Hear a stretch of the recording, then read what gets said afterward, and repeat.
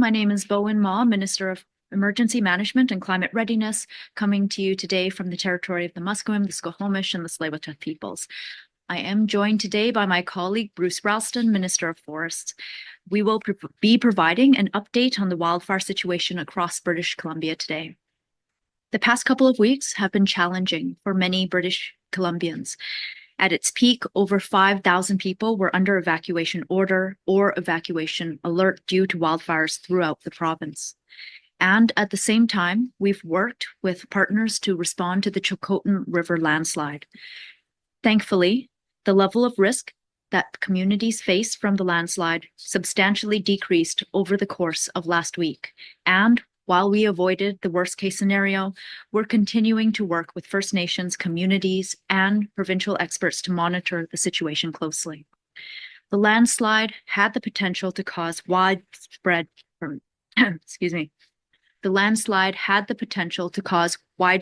flooding, which would have been very challenging and complex for thousands of people along the Fraser River. That situation was unexpected and it was sudden. And it's a reminder of how all of us must be prepared and adaptable for unexpected and sudden emergencies. I'd like to thank people, communities, and First Nations for coming together and for taking action to prepare and respond. Right now, in terms of wildfire evacuations, we are in a much better position than we were last week. Currently, there are approximately 55 people under evacuation order and 2,200 people under evacuation alert. People impacted by the Hulker Mountain and Shetland Creek wildfires in the central region, and people impacted by the Slocan Lake wildfire complex, including the village of Slocan and surrounding area, have thankfully been able to return home. I extend my thanks to BC Wildfire Service wildland firefighters, local firefighters, and out-of-province firefighters for their tireless efforts in helping people return home as soon as possible. Unfortunately, some people have lost their homes due to wildfire, and my thoughts are with those dealing with that heartbreaking loss. We are here to work with you and your communities as you navigate through this challenging time. Between the cooler weather we are seeing in some parts of the province right now and the decrease in evacuation orders, I would love to say that this is a sign that we're winding down the wildfire season, but it is not. Wildfires remain extremely active throughout the province, with more than 400 fires active and dozens of new fire starts daily. The good news is that the BC Wildfire Services initial attack efforts are proving successful. However, with this cooler weather, we may see also increased lightning, which has the potential to cause more fire starts and even further accelerate growth. We must remain vigilant. We still have a number of weeks of core wildfire season left, and the risk throughout British Columbia remains. We must continue to be prepared and to stay vigilant. And that means having an evacuation plan and grab-and-go bag ready in case you are forced to evacuate your home. A lot goes into making a comprehensive evacuation plan, and every family's evacuation plan will be unique to their set of circumstances. Earlier this year, the province unveiled and launched the Emergency Ready Planner. This is an online tool that helps guide you through the steps needed to create a robust evacuation plan for you and your family. Once completed, the plan can be printed or saved to your phone so that you can always have it with you. To access the Emergency Ready Planner, visit preparedbc.ca/emergency-ready. Emergency support services remain available to those who are evacuated and need assistance. People can be connected to emergency support services by visiting a reception center, and information on the location of reception centers will be included in evacuation orders. Additionally, during large-scale evacuations, people may be able to log on to ess.gov.bc.ca to receive Interact e-transfer supports virtually. To be eligible for virtual emergency support services, people must create an ESS profile and authenticate it with their BC Services card app. This process can take some time, which is why I am encouraging people to create an ESS profile before there is an emergency. You can do so now by visiting ess.gov.bc.ca. One of the primary reasons why British Columbians and British Columbia continues to experience significant wildfire seasons is prolonged drought. Years of drought not only increases wildfire activity, it also affects communities and people throughout the province. Drought can impact the water we need to drink, to grow our food, to keep our fish healthy, our animals healthy, and our environment healthy. And it requires action to mitigate the impacts wherever we can. There are steps we can take collectively. We all have a role to play in conserving water so that we can make sure that communities have the water people and animals need, that we can make sure that we can help farmers access feed for animals and financial support when they need it, and make sure that industry is also doing their part to use less water. And they are, because reducing the impacts of drought is a team effort. It is a collection of small efforts that make a significant difference. I'd like to thank people, communities, and businesses for being mindful of that and for doing their part to conserve water wherever they can. I'd now like to pass it over to Minister Ralston.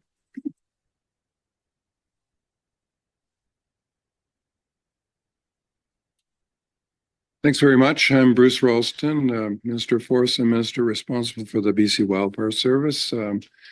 Pleased to be speaking from the traditional territory of the Musqueam, Squamish, and Tsleil-Waututh people. Among the experts who are on the video there is Cliff Chapman from BC Wildfire Service, who I will turn to for more technical answers or your questions that I'm not able to respond to myself. I'm going to share an update on the current wildfire situation after a very active week in some areas of the province. Over the past several days, many parts of British Columbia experienced extremely high temperatures and very little rain.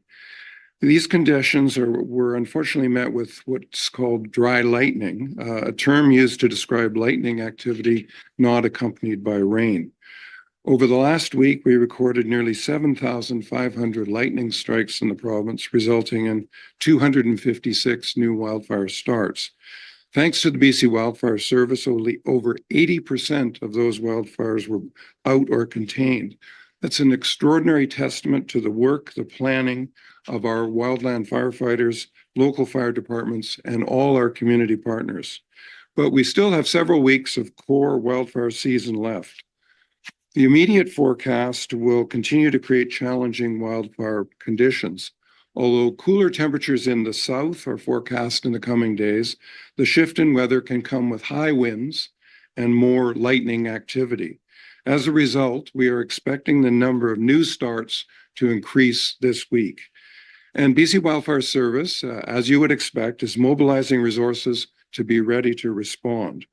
As of this morning, there are 415 wildfires burning with 52 starts in the last 24 hours. BC Wildfire Service has been responding vigorously to wildfire throughout the province. In fact, one of the characteristics of this season and the additions to the repertoire of attack techniques is very successful initial attack. An initial attack is the first response of the Wildfire Service to a new fire. They put out, the Wildfire Service put out 350 fires in the last week alone. We continue to make progress on the 5 wildfires of note in BC. Those are the big ones, which are the focus of special concern. We've been able to downgrade and even remove evacuation orders on many of these fires. As a result of the Premier's task force on emergencies that was convened last fall and the recommendations that came from that, some of the recommendations that were made have been followed and have really made a difference this season. For example, night bucketing, that is flying at night and putting fires out at night, has really made a difference in the initial attack numbers that I talked about. On those flights, there are also reconnaissance personnel who are able to locate fires in a way that's sometimes more difficult in the daytime. And they guide the helicopters to those sites. Over 71 air tanker missions have been flown in the last week, supporting initial attack crews that have been getting fires out before they grow. And another addition, again, a recommendation of the Premier's task force, was to commission 5 heavy helicopters. And by heavy helicopters, that refers to the lifting power of the helicopter. They can lift a lot more water. In the past, they were hired periodically. This year, they've been engaged on contract, and so they are available right away when required. They have been very, very helpful, again, in the initial attack efforts. And for those of you who follow these things, I know there are people who are aircraft aficionados. They are Sikorsky 61s. But let me give an example. On Saturday, a wildfire started in the village of Valemont, and Valemont probably came into the news in most people's minds recently as a destination for evacuees from Jasper. The local fire department jumped into action. BC Wildfire Service was able to assist them with crews, air tankers, and skimmers.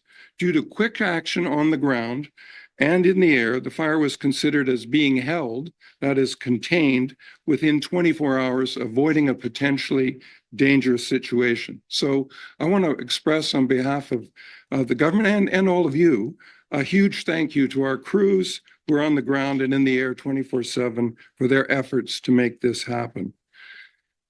Our top priority is always keeping people safe, yet we know fires start quickly and act unpredictably in these conditions. Everyone should be prepared and plan ahead.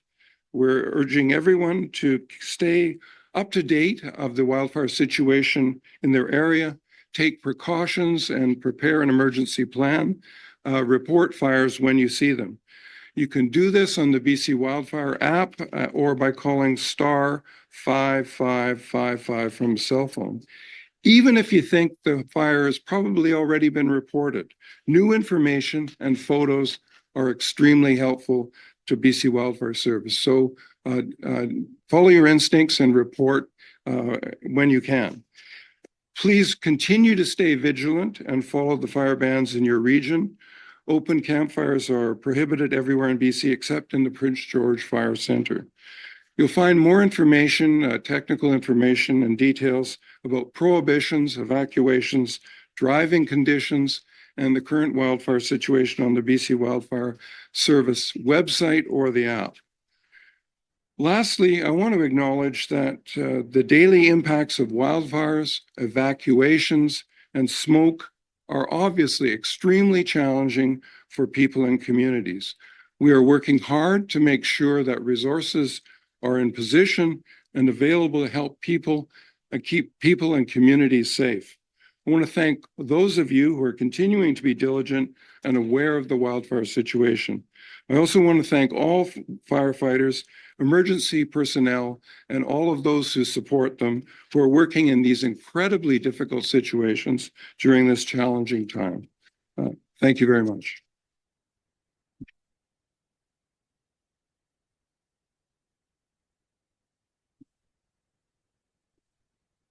Thank you. We now have time for questions. Joining us virtually are Ian Cunnings, Senior Director of Regional Operations with the Ministry of Emergency Management and Climate Readiness, Cliff Chapman, Director of Provincial Operations of the BC Wildfire Service, Connie Chapman, Executive Director of Water Management with the Ministry of Water, Land and Resource Stewardship, and Jeremy Oaten, Deputy Director of Emergency Management with the Ministry of Agriculture and Food. We'll take questions from the media now. For media in the room, please come up to the microphone provided and state your name and outlet. For media on the phone, please press star 1 to join the queue. Media will be limited to 1 question and 1 follow-up. Hello, it's Ben Milger with CTV News. My question is for Cliff Chapman. In regards to those initial attack crews that Minister Ralston said have done such a good job of getting a handle on fires early and preventing them from getting larger, I'm just wondering whether you can walk us through what one of those crews looks like, how they're equipped and deployed. Go ahead, Cliff. Sorry. Yeah, thank you for the question. So our initial attack crews are made up of 4 individuals. but we can send them out in multiple modules. So depending on the hazard, depending on what the weather forecast is, and depending what the information is that we get from a fire report, we might send them out in a 4-pack, an 8-pack, a 12-pack, and onwards from there, depending on size and scope of what we're sending them to. They generally, especially during July, August, and September, when we're in the heat of the fire season, they will fly to a fire in what we would call an intermediate helicopter. So Minister Ralston spoke about heavy lift helicopters. Intermediate helicopters are a little bit more nimble to get into some of the tight spaces where these crews might need to land. So they'll head to the fire. Obviously, while they're en route to the fire, if they can see it, they'll call in for additional resources if needed. That might be in the form of air tankers, additional helicopters to support bucketing operations, and or additional ground resources like heavy equipment and or more crews. Once they do the initial assessment, they will land in a safe place, hike into the fire or walk into the fire, depending on where it's located, and start to do firefighting work, which generally is to establish a control line. So digging handguard around the perimeter of the fire and then working in from the perimeter inward. So there's lots of intricacies to how they might fight a fire, depending on availability of water, as well as terrain features and what we expect that fire, what they expect that fire to do once they see when they get there. But it happens very quickly. Our crews are very well trained and they have a lot of experience given the last number of years attacking these new starts, and they get on them extremely aggressively to try to, as Minister Ralston highlighted with the numbers, get them out before they become challenging fires of note. My follow-up question is about all the lightning strikes that Minister Ralston referenced. I understand that oftentimes those strikes may produce a fire, but not a big fire right away. That fire may smolder. Can you just talk about the lightning strikes and how there may be a considerable time between the time the lightning strikes and the time that the fire really starts to grow, becomes noticeable, and you have to put one of these initial attack crews on it? Yeah, Go ahead, Cliff. thank you for that question as well. So if we have a report and or we see that there is smoke, we will send a crew. So we don't wait to make sure that the fire gets big. And so I just want to make sure that that's addressed first. But to your question, when lightning strikes, sometimes it's dry lightning, as Minister Ralston spoke to, which means that it doesn't come with any rain, or it comes with very, very minimal rain. It's usually pretty obvious when a dry lightning strike creates a new fire for us, because it doesn't have any moisture to knock down that activity. But with the systems that we've been seeing come through the last number of days, it has come with some precipitation underneath it, in particular in the last 48 hours. And so sometimes the lightning will strike a tree and it will create a fire, but the rain that's associated with that system might knock down the smoke, and it might knock down that fire to become just smoldering at best.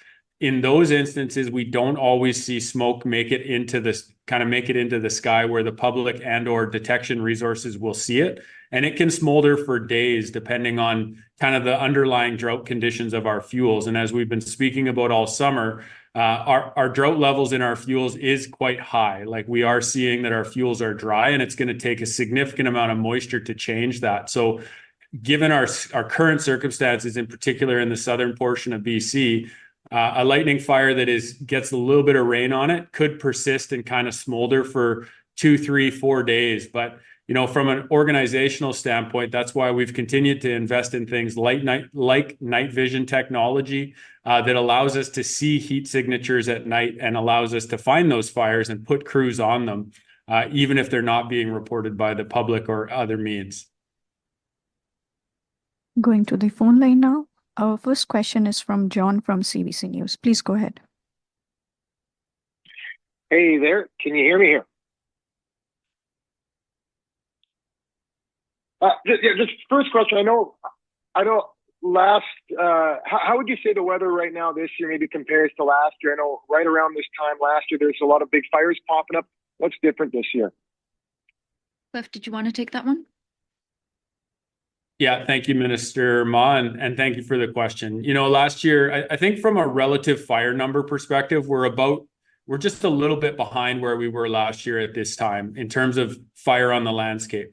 I'd say the big difference this year to last year was just the size of those fires. So with 420-ish active fires in BC in 2024, as we stand here today, Last year, we had roughly the same amount, I think maybe a few more, but the size of the fires last year was significantly more. So we had many fires that were in the 500,000, 5,000, 10,000 hectare range in size. And then obviously much bigger than that when we look at fires from last year, like Donnie Creek, that were, 500,000 hectares in size at around this time. This year, a lot of those fires, we are seeing them more in that under 10 hectare state. And so there are lots of them, and our initial attack crews have had more success. And I think one of the driving reasons for that is we have seen a slight downturn in weather over the course of the last, say, 7 to 10 days. We went through an extremely warm and dry July. We saw a breakdown of that system, and that created a bunch of fires and some very challenging fires for communities across British Columbia, in particular in the Southeast and Kamloops fire centers.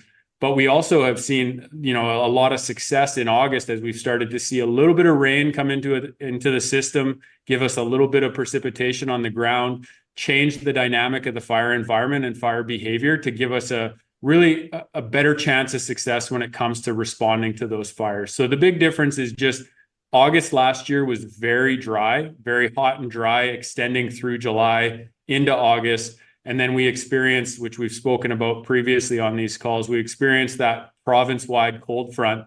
It's the 13th today. We experienced that on August 18th last year. That really took those larger fires and pushed them across the landscape. This year, we're not seeing a similar cold front pattern, and we have seen a little bit more rain introduced into the system this year. John, do you have a follow-up?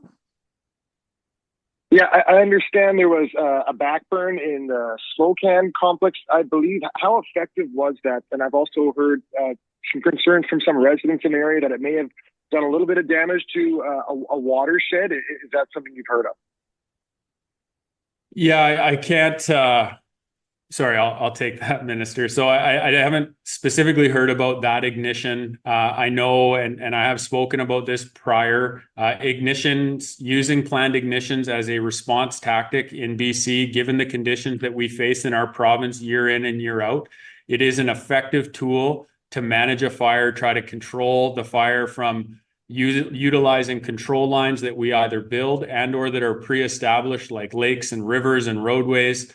And using ignitions to burn out the fuel between the control line and the main body of the fire is an effective tool. There are risks utilizing that tool, and we have established some additional mechanisms this year to make sure that we are more transparent with the communities around and adjacent to those fires where we may be doing a planned ignition, to make sure people are aware that that's a tactic that we'll be utilizing. And if there are concerns, and again, I'm not speaking specifically to the fire you asked me about, I would say that we are open to hearing those concerns from the local communities through our incident management team that's on site, that is really using fire behavior science and experience on the ground to make that decision as the best and safest decision to attack that fire. Our next question is from Brianna from Canadian Press. Please go ahead. Great. Thank you so much for taking the question. I'm just mainly curious, is this year just particularly bad for lightning? Just looking at the percentages, and if memory serves, there seem to be fewer human-caused starts. So I'm just wondering, are there fewer human-caused starts, or is there just more lightning this year? Go ahead, Cliff. Yeah, so great. Really appreciate the question. I think I'll start by saying that I think in BC, unfortunately, due to the last number of wildfire seasons, that the public is more aware and has learned what fire seasons are going to look like. And with that, I think there is more caution with the backcountry enthusiasts, the camping population within British Columbia, as well as even travelers with the updates to our wildfire app, and really educating people who come to BC to participate in tourism activities. So I do think we've seen a decrease in human-caused starts because the public is more aware and being more diligent, especially during those heightened activity or heightened potential days. But more specifically to your question around, are we seeing more lightning this year versus previous years? I think we're still, generally speaking, close to what we would say our 10-year average is. About 70% of our fires are lightning caused this year. Over the course of the last few weeks, I would say that number is higher. In particular, we've done things like we've put prohibitions in place across the province, which is a critical tool to just limit the potential of human-caused fires. But again, I just want to reiterate and thank the public of BC as well as tourists that are coming into BC, because I think we are seeing a heightened level of diligence as well as a heightened level of reporting when they see lightning-caused fires. Rihanna, do you have a follow-up? Sure, great. Thank you so much. I know that there's been a focus today about initial attack crews. I'm just sort of wondering, has the reliance on these crews gone up in recent years, or this year specifically? Any statistics you have about that would be also appreciated, like the number of teams. Carry on, Cliff. Yeah, sorry, and I didn't catch the second part of your question, man. I might just ask someone to put it in the chat, but I will respond to the first part initially. So I wouldn't say that we're seeing an increased number of initial attack crews being utilized this year. We have our initial attack program, and our initial attack crews are based throughout British Columbia. They're in multiple communities, kind of up and down and east and west of BC within our 6 provincial wildfire centers. They are, as I described in the first question, they are 4-person crews that go out and considering the numbers this year, I think we're roughly, and sorry, I'm just going to refer to my notes here quickly. So we've had 1,428 fires this year recorded since April 1st. This time last year, we had roughly 1,700 fires in British Columbia. So the utilization of our initial attack crews is probably about the same as last year. But the 10-year average is closer to 1,100 fires. So I think we are seeing an increase in the number of fires in BC in the last few years as we continue to go above that 10-year average. And that 10-year average continues to go higher because of the seasons that we've experienced in the last couple. So certainly there is a lot of utilization of our initial attack crews. And that's why, we continue to look at how many do we need and where do we need them so that we can be most effective across the province. Brianna, could you repeat the last part of your question, please? Actually, he answered it perfectly, so I'm all good. Thank you so much. Okay. Thank you. We are going to Catherine from Global News next. Please go ahead. I'm hoping that you can shed a little bit more light on the night bucketing. We heard that has made a difference. I'm wondering if there's a specific fire where that made a difference and what some of the challenges are involving night bucketing. Back to you, Cliff. Yeah, thanks for the question, and thank you to Minister Ralston for speaking about this. I think this innovation that we've implemented this year, worth noting that we have implemented it in previous years, but what we didn't do was go to operating the tanking capabilities of those aircraft. So essentially utilizing it in a response capacity, which we've been doing for the last couple of weeks in BC. We have flown 23 missions with that aircraft in the last 2 weeks. It has proven to be highly successful. When we assign it a mission, it goes out with an observer that has a trained wildfire service personnel in a different aircraft. And then in behind that aircraft is as Minister Ralston said, the S-61, a heavy lift helicopter that's equipped with a tank that has water that it can drop on fires. So in those 23 missions, we have detected multiple fires that we didn't know we had because of the lightning that's tracked through the province, in particular that nocturnal lightning, so lightning that occurs at night. We may not know those fires existed. So it has detected those fires, but in addition to just detecting it and us sending ground resources, which we would have to normally send them on the road, we have the tanking aircraft, the 61 in behind that can actually drop water onto those new fires. And then when we follow that up with the crew, that becomes a much more successful response to that fire. So we've seen multiple examples of that. In addition to that, we have also used the tanking aircraft in the form of protecting structures, high value assets that a fire might impact. So when grounding time hits in the province and Transport Canada regulations say we must ground our aircraft fleet, that obviously we have an exception to that for our night vision flying aircraft. And so if there is a home that is threatened or a barn that is threatened, we've had the ability to go and tank to try to protect that infrastructure, working closely with ground crews. And an example of that was on the Hullcar fire just outside of Vernon, where we were able to deploy this technology and really, I don't want to say that we saved homes there, but I think it led to a higher success rate for our structure protection and structure defense of that area. Catherine, do you have a follow-up? Yeah, thanks. That was really interesting. I am interested in knowing if we have any cost figures to date for the fire fighting season. Perhaps Minister Ma could address that. Do you have numbers on that? Just give us a moment here. We can follow up as well.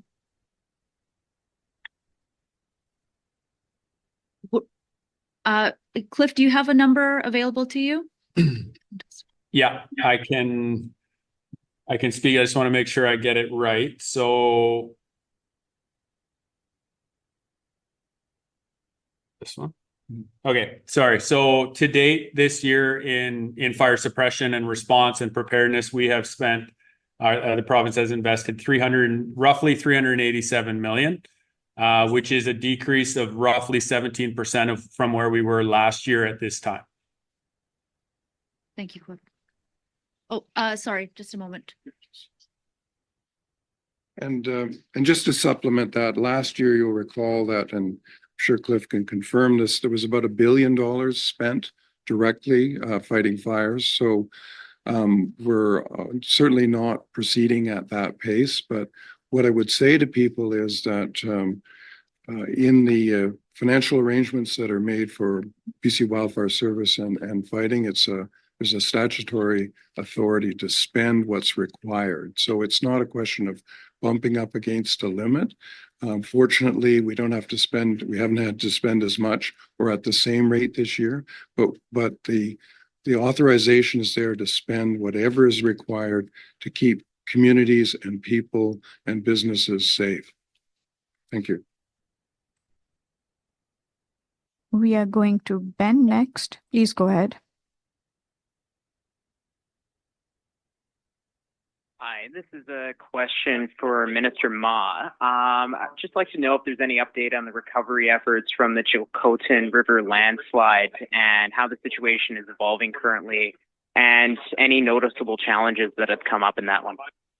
Sure. I'll start and then I'll check in with Connie Chapman to see if she has anything that she'd like to add. First off, I want to acknowledge how incredibly quickly governments and government agencies and academics and other experts were able to coalesce together around the challenging Chilcotin landslide situation. It was also one of the largest responses we've seen from BC Wildfire Service to a non-wildfire event. And so lots of great collaboration, great cooperation on the ground. And of course, during the height and peak of the event, the priority was keeping people safe. And that was of utmost concern. And that's where our focus was. Now that the event has passed, as you noted, there are still impacts that we need to be concerned about. And our immediate focus now is on assessing fish passage across the Chilcotin slide site. So we are monitoring the salmon stocks as they come into the system. We're assessing the Chilcotin and Fraser riverbanks to ensure that any additional slumping doesn't create new challenges to fish passage. This work is being supported, or we are supporting First Nations in conducting assessments of fish abundance and their location to inform our collective planning and actions. And so there is still a lot of work underway with partners with the federal level as well as First Nations and local communities as well. Tracking the peak flow down the lower Fraser, it is ongoing and it's helping to inform First Nations in their fisheries decisions and freshwater angling safety considerations as well. Connie Chapman, did you have anything that you wanted to add there?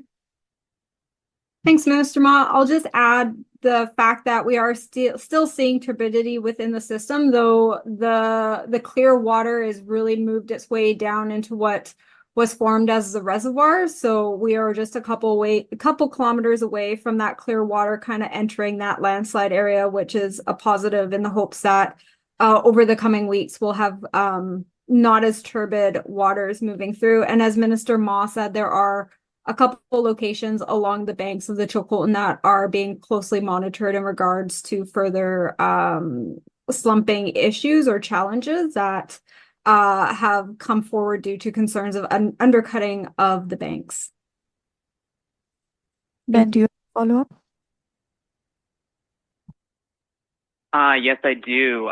This is also for Minister Ma. Is there any idea of the scope of the damage caused by the slide? And do you know if any properties were destroyed? I know that British Columbians have seen the widely circulated videos of log cabins falling into the riverways. I don't have numbers, confirmed numbers right now. We may still be assessing damage with local First Nations and local governments. Ian Cunnings, I know you're on the line. Do we have any confirmed structural damage reports from the Chilcotin landslide? No, Minister, nothing reported as of this time, but we are still working with our partners and local governments on evaluating the risk in the area. That's all the questions we have for the day. Thank you everyone for joining. Thank you for joining us for the Chapman and Chapman Show.